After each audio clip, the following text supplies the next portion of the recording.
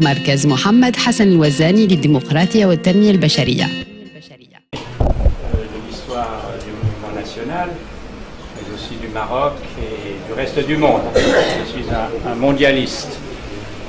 Par rapport à ce que vous avez dit, ça m'a beaucoup impressionné. J'ai apprécié ces réflexions et j'aimerais voir comment on peut éventuellement les pousser un peu plus loin et ajouter peut-être une ou deux anecdotes intéressantes, puisque j'ai eu le privilège de rencontrer C. Mohamed Hassan Ouazani vers la fin de sa vie, au moment où il rédigeait ses mémoires. On déambulait au bord du lac de Genève, on refaisait le monde, comme on était deux jeunes gens. J'étais très jeune, et lui, évidemment, un âge respectable. Tout d'abord, je crois qu'il faudrait resituer aussi toute cette affaire, ce que vous sentez très bien. C'est dans cette génération des années 20, des années 30. C'est une génération en Europe qui découvre, avec des yeux certainement très écarquillés, toutes sortes de réalités, une multitude d'opinions. Et Mohamed Hassan Ouazani fréquente les groupes, les cellules communistes, socialistes modérés, milieux radicaux, milieux libéraux, aussi grâce à ses études de Sciences Po, où il y avait des professeurs éminents, plutôt de tendance libérale, critique, et puis dans le milieu du journalisme. Et au fond, il développe ce qui était courant aussi à l'époque, qui n'existe presque plus aujourd'hui, c'est le journalisme politique, le journalisme militant. Et le journalisme militant interpelle l'homme de plume quand on est dans une situation exceptionnelle. La France a connu ses journaux de la résistance, Combat, Camus, etc., et d'autres, de la libération. Eh bien, le Maroc, cette jeunesse se sent prise dans une situation de ce genre, et aussi dans une époque où les idées sont partout. Les communistes répandent des idées et des options de société. Les socialistes d'autres, les fascistes, l'extrême droite. Il connaît tout ça, il en rencontre des gens avec une grande ouverture d'esprit, mais il milite quand même préférentiellement du côté de ce qu'on peut appeler globalement la gauche militante, y compris communiste, avec Messali Hadj d'ailleurs, l'étoile nord-africaine, parce que ce sont ces partis-là qui défendent ce qu'on appelle à l'époque les populations coloniales ou les indigènes, et qui critiquent la politique coloniale à fond, et avec beaucoup de radicalité en France, en Belgique, en Allemagne, en Italie, un peu partout. Donc il vit ces choses-là, et il dit notre cause de jeunes Marocains. Enfin, c'est des jeunes Marocains, on l'oublie, c'est des gens de 20 ans, même pas. 20, 21 ans en 1930. Donc l'extrême jeunesse de cette génération. Alors ce qui m'a fasciné dans votre propos, c'est que vous essayez de comprendre au fond qu'est-ce qui les motivait. Alors c'est clair, de façon commune, la patrie. Pourquoi notre Maroc est si arriéré, si en retard, et au fond ce qu'il critique, ce n'est pas que la faute des étrangers, c'est ce que vous avez dit, n'est-ce pas, c'est on a raté le développement de l'histoire. Enfin, il y a une autocritique puissante qui est faite chez ces jeunes-là. Aussi bien chez quelqu'un comme lui, mais aussi Omar Abdeljelil dont vous avez parlé, il faisait des études d'ingénieur agronome. Mais il est aussi mu par cette idée. Ce sont des compagnons. D'autres font des études plus pointues, de techniques, d'électricité, etc. Et c'est toute cette génération qui va être mue par, au fond, le sort de leur pays. Mais chez Ouazani, effectivement, il y a ce que vous avez essayé de chercher. Au fond, qu'est-ce qui le motive, lui?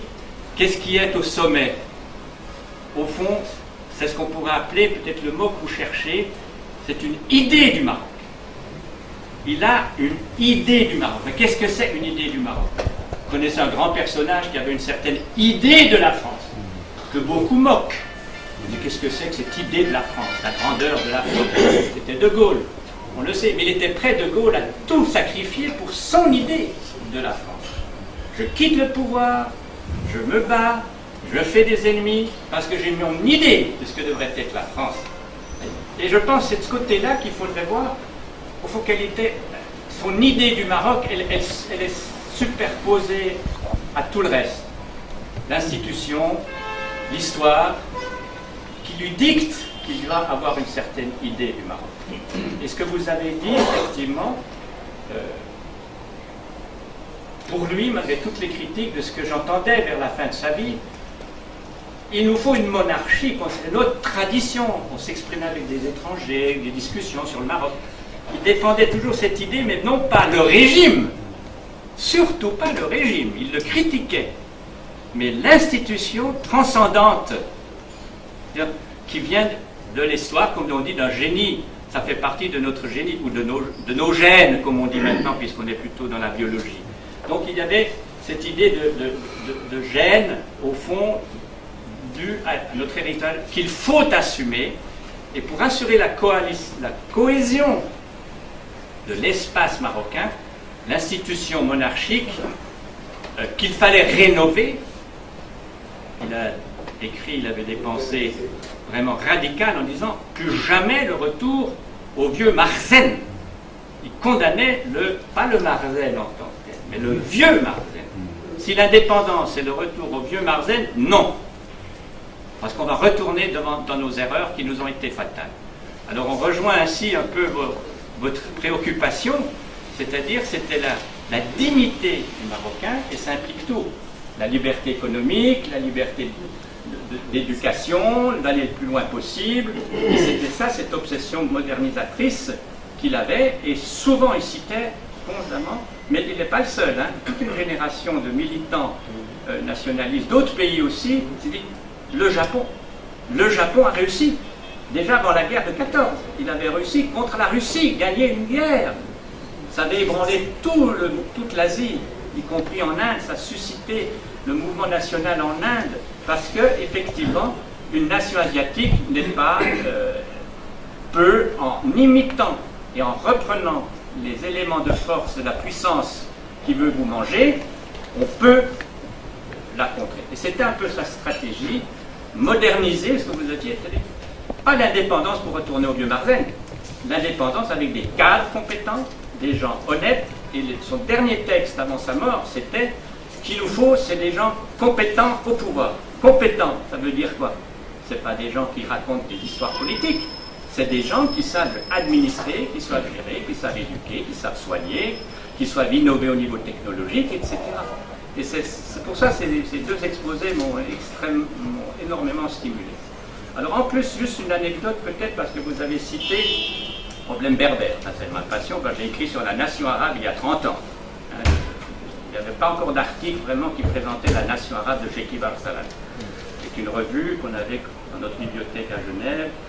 On la trouvait presque plus, cette revue, et donc intégralement en français. Alors la nation arabe, effectivement, avec un objectif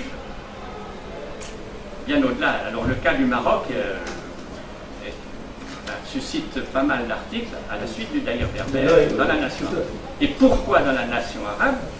Parce qu'effectivement c'est l'objectif d'avoir l'opinion arabe, l'opinion internationale, en Égypte, en Syrie et au-delà, qui sache ce qui se passe au Maroc. Et les Français étaient particulièrement excités, les Anglais aussi, parce que les Français occupaient la Syrie. Les Anglais occupaient l'Irak à l'époque. Donc venir parler qu'une révolte à la suite du Daïr berbère, dans des journaux à Beyrouth, en Syrie, en Égypte, etc., c'était créer des problèmes aux pouvoirs coloniaux de l'époque.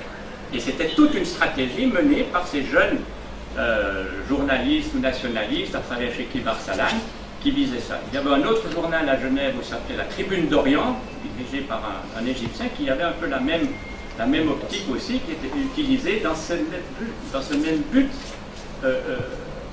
en quelque sorte, informer l'élite de nos pays, mais aussi bien faire comprendre, français en l'occurrence, puisque c'est français, ce qui se passe, notamment dans ces élites critiques de la politique coloniale qui était très puissante en France dans les années 20 et dans les années 30. Alors l'affaire de Daïr berbère, vous avez mentionné le cas d'Abdel Jalil qui s'est converti. Alors là il y a de la petite et de la grande histoire, parce qu'effectivement ce monsieur a apostasié, il était mort pour la famille, pour le milieu à Fès, et voilà ce monsieur qui se convertit, qui devient même un moine connu, un intellectuel connu, qui a visité, et que moi j'ai retrouvé, vous voyez, c'est une petite anecdote, dans les archives de la police en Suisse, parce qu'il était plusieurs années dans un monastère en Suisse, à Fribourg. Et effectivement, le courrier de Mohamed Hassan Ouazani, quand il était exilé à Lausanne, a été intercepté par la police pour voir qu'est-ce qu'il raconte, qu'est-ce qu'il fait, etc.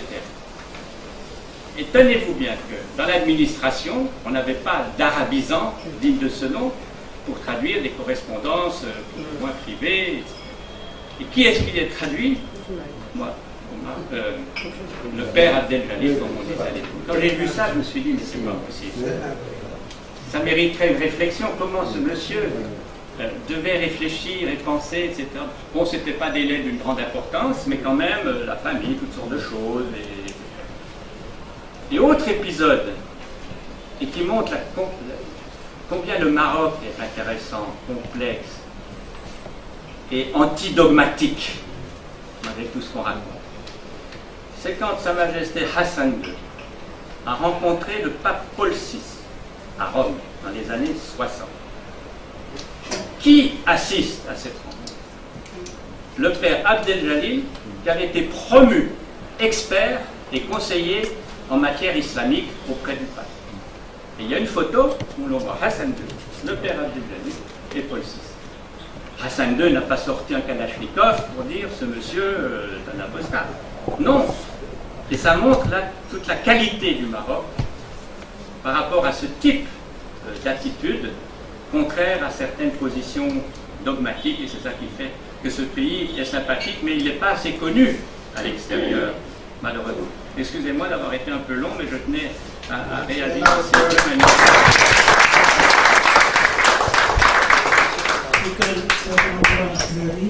الأستاذ بجامعة جنيف بسويسرا والباحث في التاريخ السياسي ومنه تاريخ الحركة الوطنية وتاريخ المغرب. إشارة بسيطة بالنسبة لمحمد نهاد الجليل. لما اعتنق المسيحية استعان الشباب الوطني في باريس بالأمير شكيب أرسلان، وهناك مراسلات قوية ما بين شكيب أرسلان وما بين محمد نهاد الجليل. محمد نهاد الجليل هو الأخ ديال عمر بن نهاد الجليل، واسمه الحاج محمد بن نهاد الجليل لأنه حجه هو صغير واعتنق المسيحية في لحظة معينة لقناعات معينة. في النقاش بينه وبين شكيب أرسلان في آخر مراسلة تيقول شكيب أرسلان غادي نوقفوا هنا، الدين لله والوطن للجميع، ديما أنا مغربي ما عنديش مشكل. فيما بعد مع مجموعة ديال الوثائق خدم المسألة المغربية بقوة داخل الفاتيكان، يعني دائما استمر وطنيا. إذا باش ما نخلطوش كتبقى هذه الأشياء هذه الكلمة الأستاذ الموقت.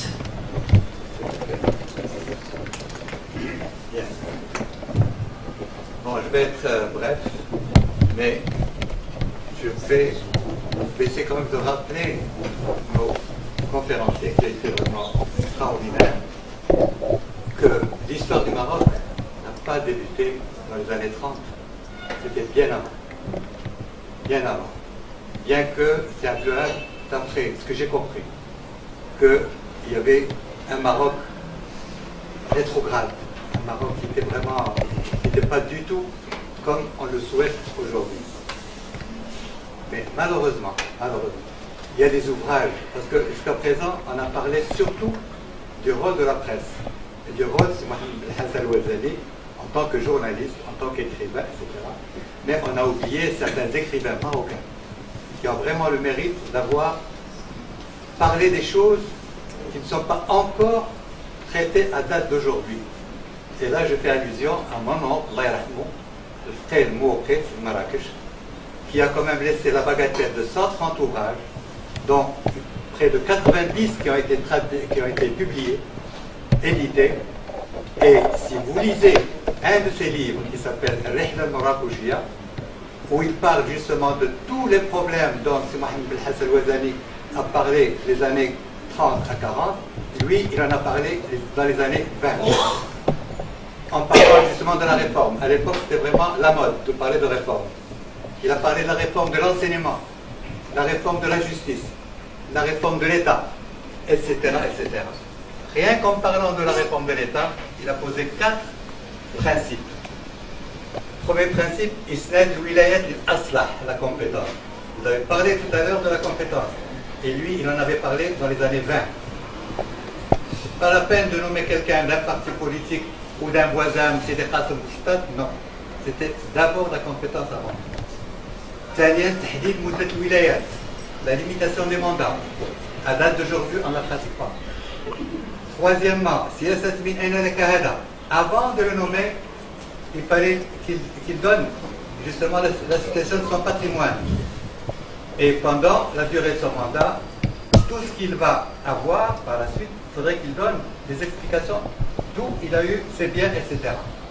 Et le quatrièmement, là je suis resté bouche bée, c'est introduire justement la comptabilité, la comptabilité, pardon, l'édition de compte. Voilà, justement à l'époque 1920, et des choses qu'on ne pratique pas à date d'aujourd'hui. Et donc, M. Mohamed Hassan Ouazzani, c'est un grand homme. Il a fait beaucoup de choses. Mais n'oubliez pas qu'il y a eu des gens avant lui qui ont parlé de ces choses-là, mais malheureusement, ils sont inconnus à date d'aujourd'hui. Et là, j'ai fait la remarque à tous les ministres de l'enseignement qui sont passés. Je leur ai dit, écoutez, je vois aujourd'hui des jeunes doctorats qui traitent des sujets sur des auteurs, des écrivains étrangers, mais jamais d'écrivains marocains. Alors que c'est un homme, je vous assure, vous lisez ses ouvrages, vous allez comprendre vraiment le rôle qu'il avait joué. Un autre livre qu'il avait sorti, Ashab Safina, qui a été traduit par Saad. Ashab Safina, il a voulu donner l'image d'un Maroc en pleine décadence.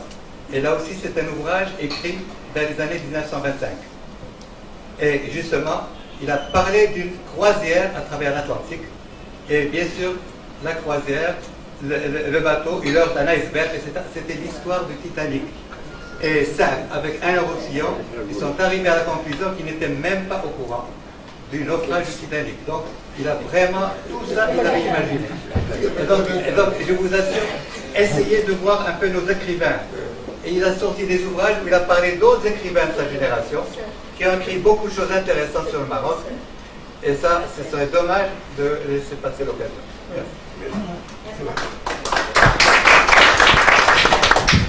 شكرا سي موقت. أنا كيما راه الاهتمام بعلمكم والجوائز بشكل كبير في أوساط المثقفين والمؤرخين أساسا. يعني كاع اللي يهتم بالفترة ديال العشرينيات يتحدث عنه ويعود إلى جميع كتاباته، سواء المخطوط منها، سواء اللي منشور في الطباعة ديال الحلبي في مصر، سواء الطبعات الاخرى اللي كاينه هنا.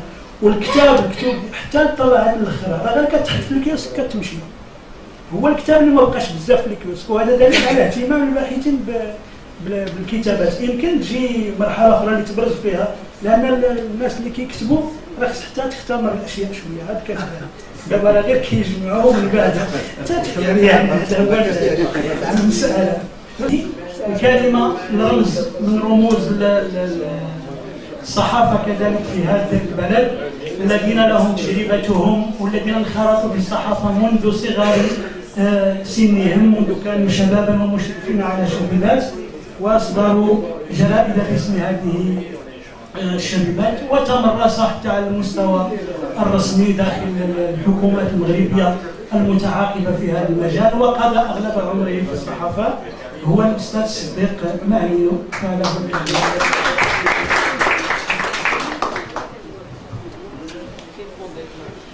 شكرا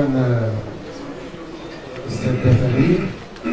أود في البداية أن أشكر مؤسسة محمد حسن الوزاني على هذه المبادرة وعلى مبادرة سابقة للتعريف ليس فقط بمحمد حسن الوزاني ولكن بالحركة الوطنية بصفة عامة ورجالاتها، حفاظا على ذاكرة وطنية أخذت تتلاشى وأخذت تضعف وأخذت عدد من الانحرافات تدخل عليها وتغير بعض حقائقها. استمعت بكثير من الإمعان لتدخل الأستاذ الطيب، ولمست أنه متعمق في دراسته لهذه الفترة في العشرينيات والثلاثينيات، وتحدث بكثير من الصراحة عن أشياء كثيرة عاشتها تلك الفترة التاريخية، ورغم أنني لا أشاطره بعض استنتاجاته، ولكني لا أود أن أطيل، في الساعة هي 1:15 وقد أخذ العياء منا، أو على الأقل أخذ العياء مني. لذلك أود الإشارة إلى بعض الملاحظات. الملاحظة الأولى هي أنه مع كامل الأسف وباستثناءات قليلة رجال الحركة الوطنية لم يتركوا مذكرات ولم يتركوا وثائق. لذلك فالروافد التي نعتمد عليها هي روافد قليلة، منها روافد فرنسية استعمارية كتقارير للمخابرات وللجيوش الفرنسية، أو بعد ما تركه لنا رواد الحركة الوطنية، وفي مقدمتهم الأستاذ محمد بن حسن الوزاني الذي ترك لنا ذخيرة مهمة حية صمد طيلة سنوات رغم مرضه ورغم ضعفه لإتمامها. أنا آسف أن شخصيات كعمر بن عبد الجليل ومحمد اليزيدي وغيرهم من رواد الحركة الوطنية الأوائل رحلوا عنا ولم يتركوا أثرا يسجل ملاحظاتهم وذكرياتهم. الملاحظة الثانية هي أننا يجب أن لا نكون قطعيين في الحكم على بعض الأحداث وبالقول هذا هو صاحب هذه الفكرة أو هذا هو الداعي لها. يجب أن نتريث حول تلك الفترة ما بين العشرينيات والثلاثينيات من القرن الماضي. صحيح أن عدد الحركة الوطنية كان قليل، ولا بد من الاعتراف بأنها لم تكن حركة شعبية، وأنا اعترت في الدراسة التي قمت بها أن هذه الفترة عن تقارير تقول بأن الاجتماع ضم 10 أشخاص أو 15 شخص. لذلك لا بد من تحية أولئك الأوائل الذين حملوا المشعل. الملاحظة الثالثة هو أن محمد بن حسن الوزاني رغم دراسته في الخارج ورغم حضوره في فترة تاريخية فرنسية قوية من ناحية الحراك الفكري والفني، وجدت أن الرجل كان ذكيا بحيث جمع حوله ليس فقط الذين درسوا في فرنسا، ولكن أولئك الذين تخرجوا من القرويين. هذه اللحمة التي اجتمعت حوله كونت تأطيرا وطنيا يمشي على رجلين، رجل فيها نوع من لا أقول رجل فيها حداثة، ورجل فيها نوع من التحفظ ونوع من التريث ونوع من الارتباط بالتقاليد. لكنه كذلك استطاع أن يجمع في المكتب السياسي رموزا من مدن مختلفة. لم تكن حركته حركة تنتمي إلى مدينة فاس وحدها، بل كان هناك من مدن مختلفة بل ومن زوايا مختلفة. كان هناك الكتاني والشرقاوي والعراقي، ومعنى ذلك أنه جمع ما يمكن أن يوصف إذ ذاك بالمتناقضات، ولكنهم اجتمعوا حول فكرة أساسية وهي الديمقراطية. الديمقراطية عندما نقول محمد بن حسن الوزاني يمكننا أن نضع يساوي الديمقراطية في مفهومها العام. هذا شيء مهم عمل من أجله وناضل من أجله. الملاحظة الرابعة: ربما كان خيرا أن انقسمت الحركة الوطنية، وإلا لكنا في تجربة الحزب الوحيد، وهذا ما عانينا منه كشوريين في بداية الاستقلال. ومعنى ذلك أننا آمنا منذ البداية بالتعددية، وهذه التعددية سيدفع حزب الشورى والاستقلال ثمنها غاليا، وسيدفع محمد بن حسن الوزاني ثمنها غاليا.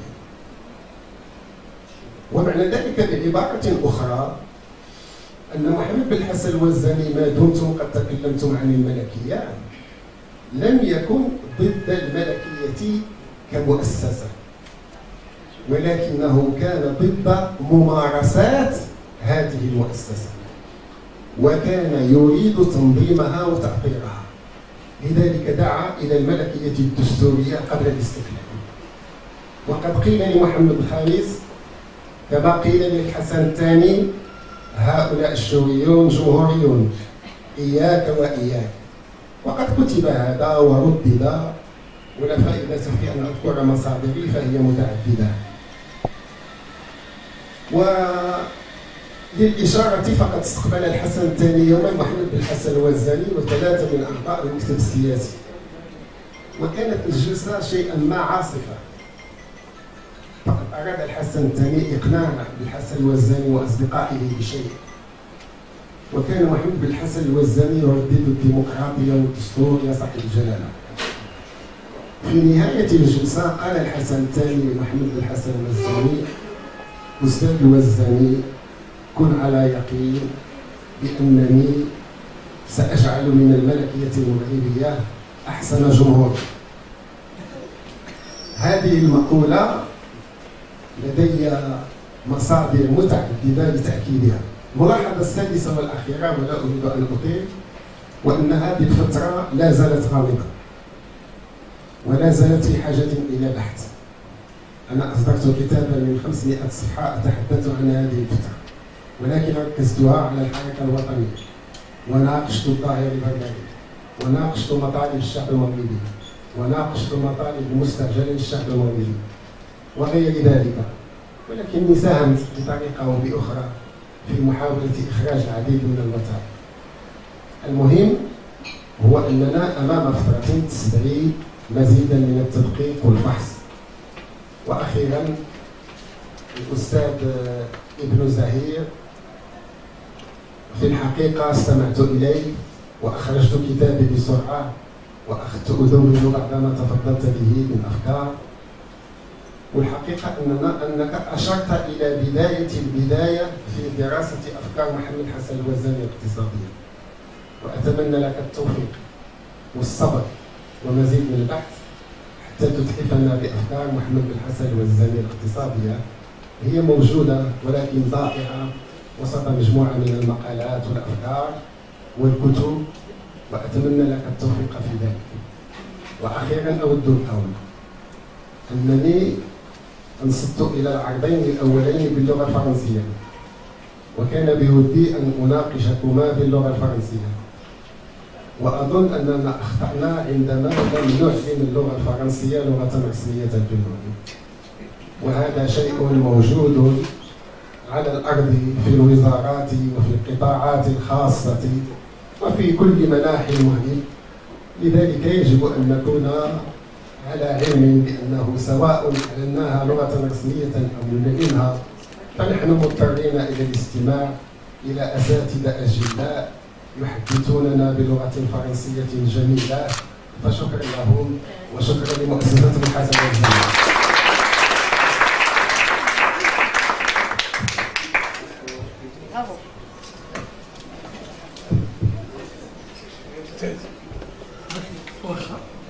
الوزاني الأستاذ الوزاني مشهور.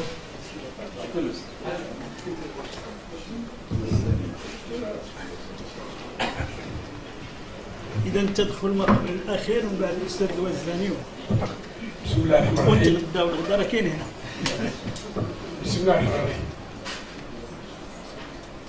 المعول على الشباب يصححوا الأخطاء اللي عاشها المغرب وعشناها. وغنبدا الكلمة ديالي بواحد الأستاذ مؤرخ مصطفى بوعزيز، درس التاريخ في كلية الأدب جامعة الحسن الثاني بالدار البيضاء. قال في واحد المقال جريدة أخبار اليوم نهار الأربعاء 13 يناير 2016: التاريخ الحقيقي يجهله الناس العاديون كما يجهلوه حتى طلبة الحقوق في الجامعات. هذا الواقع. ثم زاد الأستاذ الطيب الله يجزيه بخير وكمل كما يقولوا كمل الباهية وقال التاريخ لم يكتب بعد. هذه الكلمة جوج ديال الأستاذ التاريخ ديال الجامعة مع السطيل. هذا الواقع. ما معناها؟ الأساتذة كيقولوا بأن وحنا قرينا بأن الوزاني أول صحافي في 4 أغسطس 1933 انشر في جريدة أعمال الشعب، وهو أسسها من جيبه الخاص لأنه عارضوه الرفقاء ديالو في الموضوع واتصل عليه ونشرها من جيبه، يعني انفق عليها من جيبه، وهو اللي كان كيحررها هو اللي كان تيسيرها وتيقارع بها الموقف العام. كنقراو في التاريخ، أنا عندي مدرسة كنقريو ولاد المغاربة صحافة وطنية عمل الشعب 33 وكنسكتوا. علاش؟ ما نقولوش الوزاني، ولكن كون كان غير الوزاني وكان دار الاسم ديالو. يعني كاين واحد الحصار على الوزاني وصحاب الوزاني. هذا من جهة. من جهة أخرى أنا كنعاني الآن في الدار البيضاء وعندي علاقات قوية في الدار البيضاء، يعني 13 عام بالنسبة لي عندي علاقات قوية مع المسؤولين في الدار البيضاء. كنحاول الوزاني يعملوا لي شارع وعطيتهم حتى الاسم فين كاين ستاندار كاين ما بين الغرب شارع غريب يتسمى على غيره وما يتسماش على الوزاني. قال الاستاذ معلينو جوج شخصيات في الحركه الوطنيه تعبوا كثير على هذا الوطن. جوج، واحد من حزب الشورى حزب الشورى حمد بن سوده، واحد حزب القران هاشم طيب الفيلاني هاشم الفيلاني. هاد الجوج تنحلوا كثر من جميع الوطنيين الاخرين في الثلاثينات. يسمى على الهاشمي الفيلاني شارع ولا يسمى على حمد بن سوده. حصار. خلي المحنه اللي 56 53 تنقراو في الصحافه سنوات الرصاص، حنا سنوات الرشاش. الرصاص معناه يعتقل الانسان ويعذب ويصدق، يمكن يموت واحد ولا جوج في المية تحت التعذيب. اما نحن الشيوعيين تعذبنا وتدفنا وتقطع لنا يعني بالحبال وطمينا في الافرين ديال الجيل.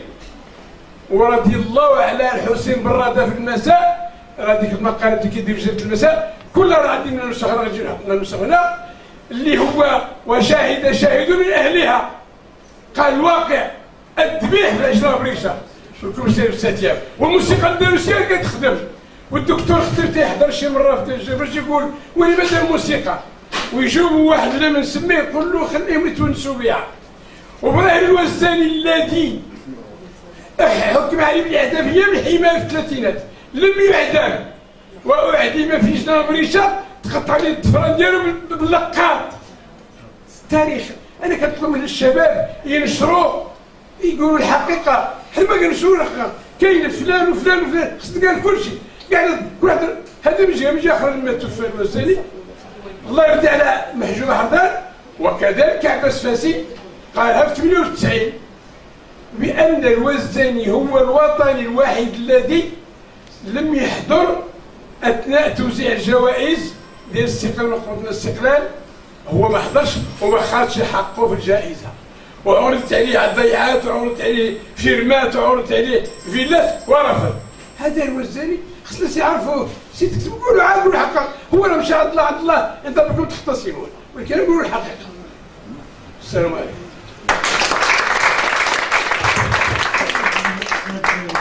أمين حمزة مازال يلا انت اخر مداخلة. تفضلوا استاذ. تفضل.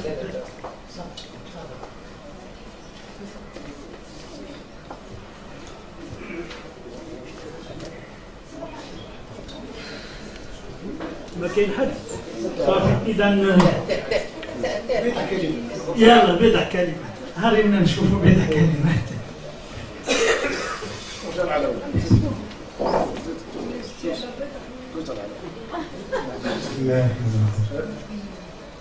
من المؤمنين رجال صدقوا ما عاهدوا الله عليه فمنهم من قضى نحبه ومنهم من ينتظر. ها نحن أمام المحنة الكبيرة في حزب الشورى والاستقلال بكل صراحة. فرحم الله زعيمنا وبطلنا الذي وصفه الله تعالى من الذين لهم البشرى في الحياة الدنيا وفي الآخرة.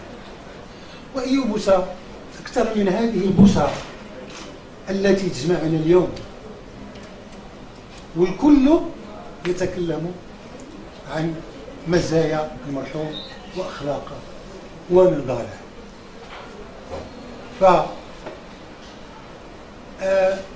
رغبتنا أن قال الحديث الشريف اذكروا من فعل فيكم معروفا. حقيقة الآن هذا شكر احنا تنشكروا ليه، ولكن كاين الشكر اخر طرق اخرى هو اوسع من هذه الطرق اللي بطبيعة الحال ما يمكنش نتحدثوا عليها الآن، بدها تكون في موضوع آخر إن شاء الله، واللي تيتمناوها كافة السوريين في المغرب وكافة المغاربة اللي تيسمعوا شنو هو يعني المرحوم محمد حسن الوزاني. السلام عليكم.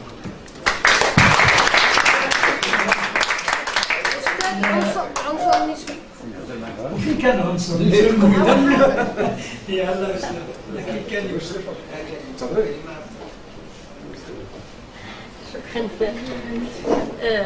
Salam alaikum. Docteur Moulbani Nihlo, je suis députée et malheureusement, mes connaissances ne sont pas très profondes en histoire. Mais j'ai entendu avec un grand intérêt ce qui a été dit et probablement même ce qui n'a pas été dit. Seulement, juste pour clôturer ce débat, très intéressant, très important. Quand on voit par exemple le titre de la conférence, les médias, la démocratie.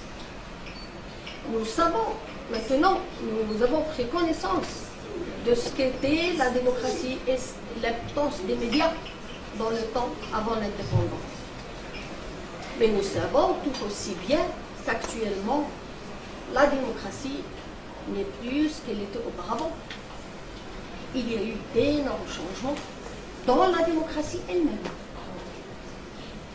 Également pour les médias. Les médias ne sont plus ce qu'ils étaient auparavant. Je donne juste deux exemples en ce qui concerne les médias, en ce qui concerne la démocratie. Nous avons vu ce qui s'est passé en Bretagne à propos du Brexit. Il y a seulement 51% de la population britannique qui ont voté pour le Brexit. Qu'adviendrait-il et qu'advient-il des 49% restants? Est-ce que c'est la démocratie?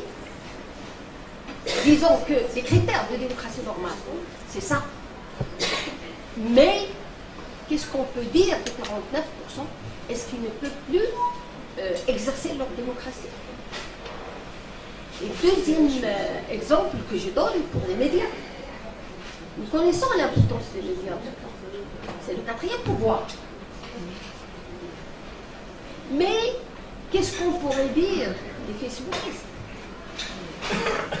Les médias ne sont plus tellement et seulement les médias audiovisuels, la presse écrite, les télévisions, et il y a les facebookistes aussi. Tout le monde peut écrire n'importe quoi. Quel est donc le rôle des médias dans les temps actuels. C'est pour cette raison que moi je voulais une transition entre la démocratie et les médias, tels qu'on les comprenait et tels qu'elles donnaient les conséquences auparavant, avec ces conséquences actuelles. Merci de votre attention.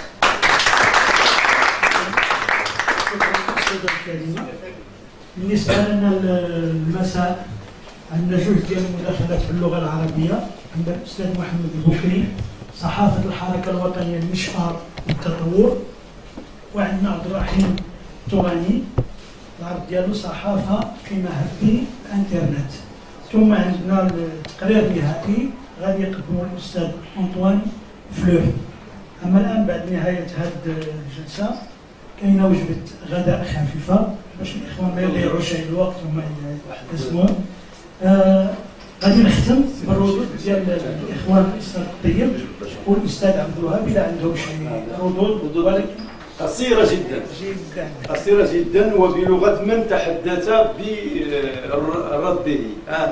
Donc je m'adresse tout en le félicitant à M. Antoine Fleury parce que votre contribution a enrichi le débat. Il n'y a pas de questions qui étaient posées, mais des éclairages tout à fait intéressants et qui ont naturellement soutenu, argumenté ce qui a été dit. Toujours est-il que c'est toujours peu par rapport à ce qu'on doit normalement apporter. Oustad Mourqit, رحلة مراكشية وما قام به المرحوم يعني ليس الوحيد، كاين كثار مع كامل الأسف يعني هذا الجانب هذا لم يستثمر بما فيه الكفاية. Donc il n'a pas été suffisamment mis à contribution par les chercheurs marocains pour une raison très simple, c'est que nous n'avons pas au niveau national une idée de la rédaction de l'histoire du Maroc. Donc les chercheurs, d'une manière tout à fait isolée, chacun dans son coin, sa préoccupation, sa méthodologie, son rapport avec le sujet de recherche, etc., fait ce qu'il peut.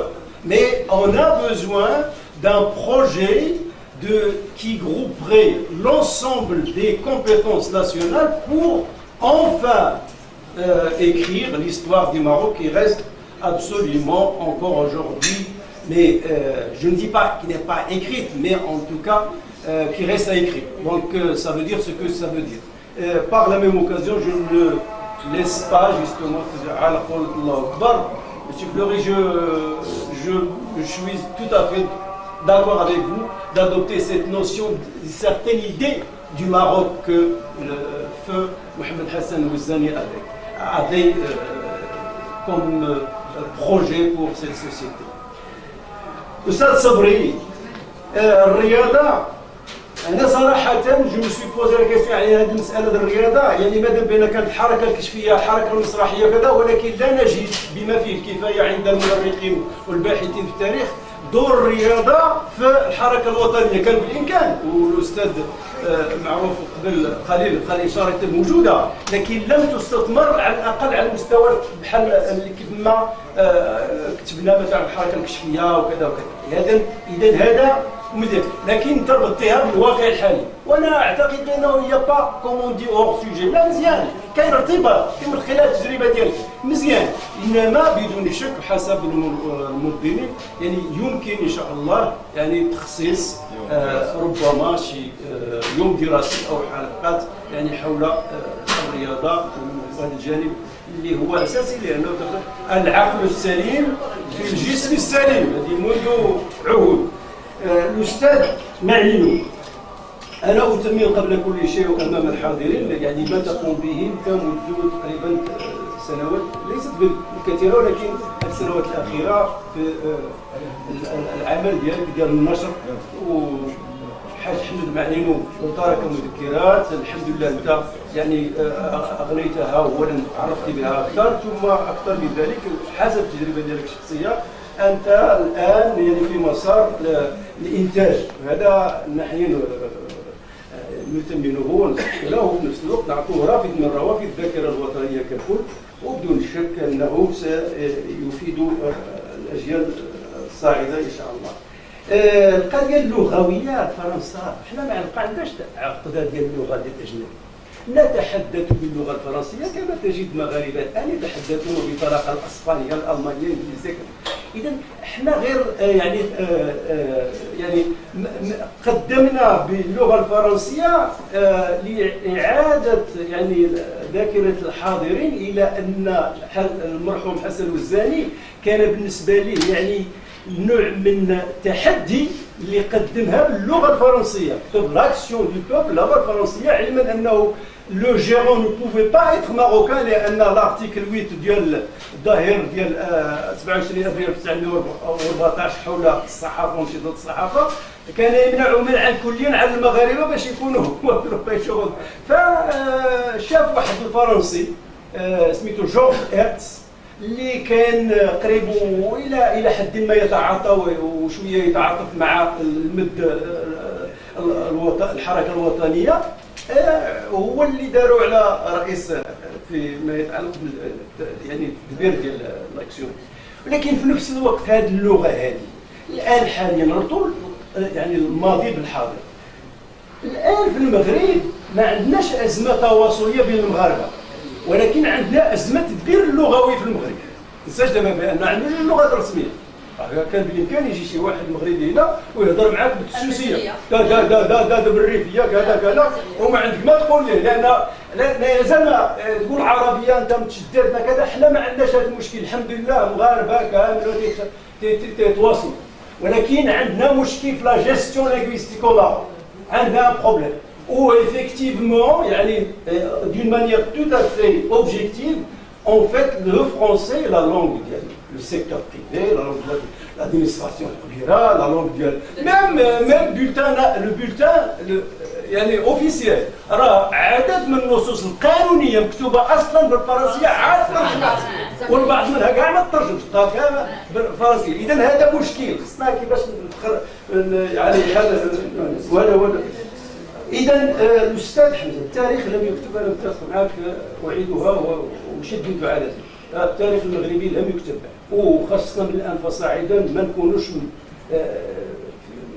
يعني على الاقل الجيل الصاعد وفيه واحد العدد الحمد لله من الكفاءات العاليه المتخصصه ما تتملق الحد، ما تحاول تقرب المجامله الحد، عندها المنهجيه علميه صارمه في التعامل مع الاحداث كيف ما كانت ولا كانت.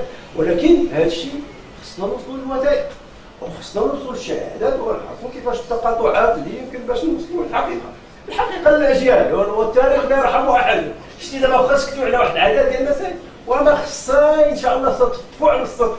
ربما الجيل القادم غادي شحال، لان الفتره ديال العشرينيات المشكله ديال الشورى والاستقلال والفتره 56 62 ما مظلمه ما قاتله ما معروف داك الشيء، شجرت هنا هناك وكاين بعض المسائل، ولكن باش تكتبها من الناحيه التاريخيه ويكون لو ريسي هيستوريك هو هذاك. الاستاذه جزاك الله خيرا لانه vous avez attiré notre attention sur le volet premier de cette étude. لانه كمان لي ميديا فيكتور ديموكراسي وماروك حنا ولا اسكامون. علاش؟ لانه تنقول لك لانه شويه حنا ربطناه بالمفهوم ديال الاعلام وكيفيه استثماره للخروج من واحد عنق الزجاجه اللي كان موجود فيها المغرب تعاني من الاستعمار عند حسن الوزاني. لكن لي ميديا كاتريام بوفوار هذيك مقوله يعني ضعيفه ان لم تكن مزيفه. كاتريام بوفوار ادمون بوركو البريطانيك سي لوي كي مي quatrième pouvoir, en fait, la presse et les médias jusqu'aujourd'hui, même dans les démocraties les plus classiques, comme les démocraties britanniques, américaines et autres, ce n'est pas un quatrième pouvoir. Les médias sont un amplificateur de celui qui détient le pouvoir. Qu'il est économique, qu'il est idéologique, qu'il est autre. Mais les médias en tant qu'institution comme ça, n'ont jamais été un quatrième pouvoir. En plus de ça, vous avez parfaitement raison d'avoir fait le lien avec ce qu'on appelle social media, les médias sociaux. شبكات التواصل الاجتماعي اللي خلقت الامور كلها، لانه جاب الان بدلا من ذاك العلاقات العموديه اصبحت علاقات افقيه. On ne sait plus comment l'opinion publique est formée. علاش؟ قبل الرأي العام تتحكم فيه وسائل الإعلام اللي مهيكلة ومهيكلة. الآن لا، شكون اللي تيهيكلها؟ تيهيكلها ها تويتر، ها البلوغ، ها هذا، يعني كل واحد هو أصبح صحفي. إذا حنا nous sommes actuellement dans une période d'incertitude où si nous n'arrivons pas à mieux structurer le champ médiatique au niveau des médias nouveaux, je crois que nous serions quand même les premiers perdants à diriger et à organiser notre société. Merci.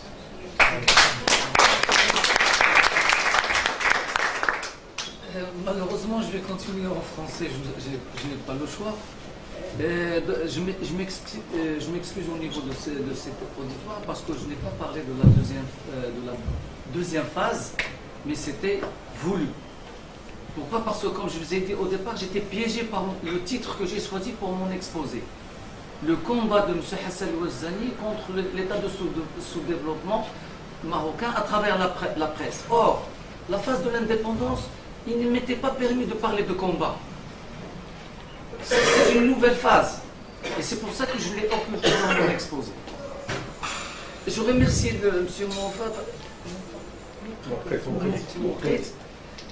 Dans mes préoccupations, je voulais savoir quelles sont les sources qui ont influencé M. Hassan Ouazzani pour construire, pour bâtir un certain nombre de choses. C'est vrai que je n'avais pas ces sources, mais vous avez apporté de l'eau à mon moulin. Je vous remercie infiniment. Merci. CMHO